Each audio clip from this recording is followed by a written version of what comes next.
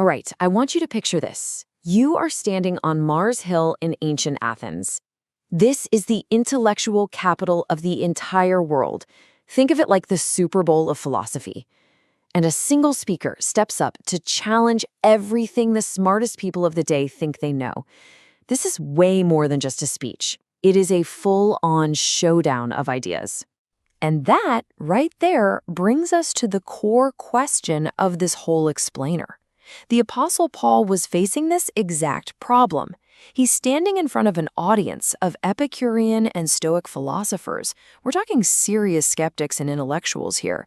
So how in the world did he even begin to do it? Okay, let's dive right into this. The setting itself, the Areopagus, is literally a stage for a clash of wisdom.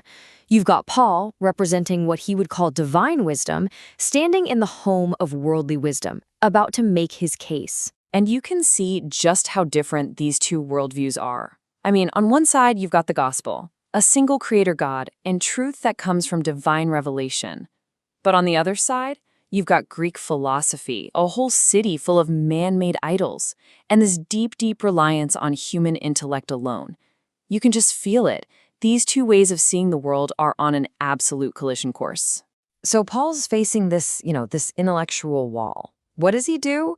He doesn't just start yelling at them, no. Instead, he builds this brilliant bridge to connect with his very skeptical audience. He starts with something they already have.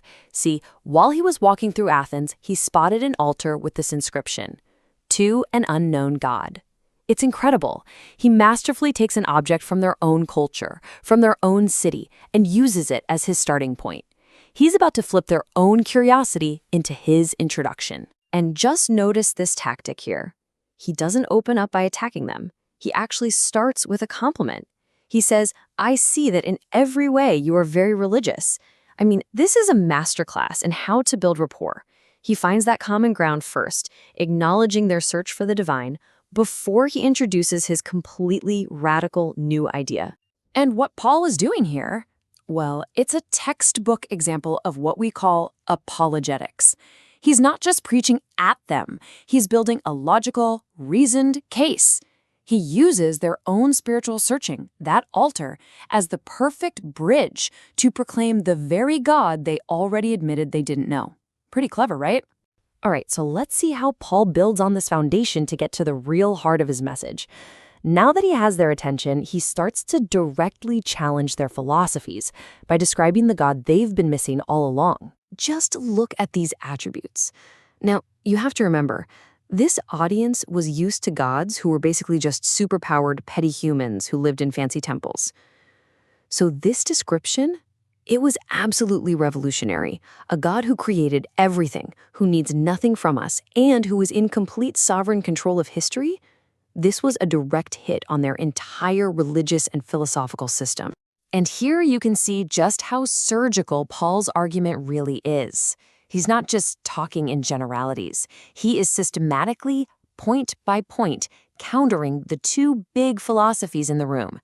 To the Epicureans, who thought gods were distant and that life was just random chance, he presents a purposeful creator. And to the Stoics, who believed God was just an impersonal force and everything was fated, he presents a personal, sovereign God who actually directs history. And then, get this, he does it again.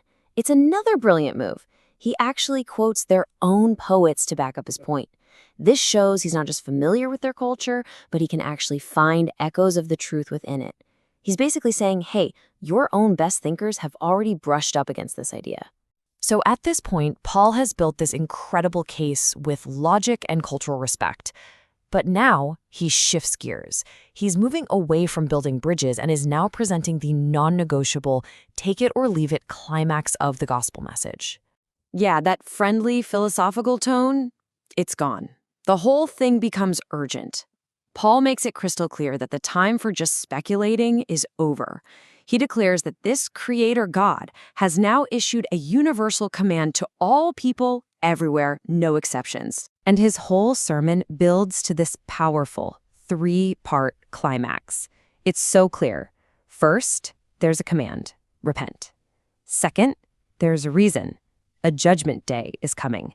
And third, The ultimate proof that all of this is real? God has raised a man from the dead. This is it. This is the moment the entire speech has been building towards. And for this specific audience, for the Greek mind, this was the ultimate deal breaker. They saw the body as a prison for the soul. So the idea of actually getting your body back after you die, it wasn't just weird, it was complete foolishness. It went against everything they believed about the afterlife, or the lack of one. This was the line in the sand. So after this incredibly direct confrontation of ideas, what happened? You have to wonder, did this bold proclamation just completely fall on deaf ears in the city of intellectuals? Well, the reaction, as you can probably guess, was a total split decision. A big chunk of the crowd just scoffed. They mocked the idea of resurrection. Another big group was intrigued, but they were non-committal. They basically said, we'll hear you again on this later.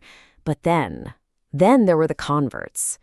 Yes, even in this hard intellectual soil, the message took root. And look who it was that believed. Dionysius, a member of the elite Areopagus council itself, and a prominent woman named Damaris. This just proves that no audience is too sophisticated, no one is too skeptical for this message to have a real impact. So, why does this ancient sermon on a hill in Athens still matter to us now? Because the principles Paul used are absolutely timeless for anyone trying to communicate a deep truth in a world that's pretty skeptical. Paul's strategy really gives us a powerful model, a playbook, you could say. First, find the bridge. Find the unknown gods in the culture, the hopes, the fears, the questions people have. Second, proclaim the Creator. Connect those longings back to a bigger story. Third, don't ever shy away from the core proof, the non-negotiable truth of the resurrection. And finally, trust the results, knowing the response is always going to be mixed. And all of this leaves us with one final thought. Paul found his bridge on an altar in Athens. Your Mars Hill might be a classroom, or a boardroom, or maybe just a conversation with a friend. So the question for us is, what's the unknown God you see there? What longing or what question is just waiting for an answer?